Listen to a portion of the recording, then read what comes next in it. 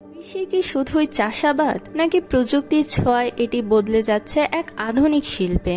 কৃষির ভবিষ্যৎ কেমন হবে, যেখানে রোবট জমি চাষ করবে আর এআই ফসলের যত্ন নেবে? আজকের ভিডিওতে আমরা জানব কৃষিতে এআই এবং রোবোটিক্সের ব্যবহার সম্পর্কে। ধরুন একজন কৃষক জানেন না তার জমিতে কখন পানি দিতে হবে বা কীটনাশক প্রয়োগ করতে হবে। এআই চালিত অ্যাপ এখন এই সমস্যার সমাধান দিচ্ছে।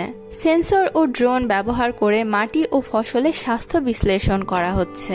কৃষিতে এআই এর সুবিধা: ফসলের রোগ শনাক্তকরণ, সঠিক সময়ে পানি ও সার প্রয়োগ, উৎপাদনশীলতা বৃদ্ধি। আপনি কি জানেন এখন এমন রোবট তৈরি করা হয়েছে যা স্বয়ংক্রিয়ভাবে আগাছা পরিষ্কার করতে পারে, এমনকি নির্দিষ্ট গাছের পরিচর্যা করতেও সক্ষম। কৃষিতে রোবটের ভূমিকা: স্বয়ংক্রিয় বীজ রোপণকারী মেশিন, ড্রোন ভিত্তিক স্প্রে সিস্টেম, ফসল কাটার রোবট।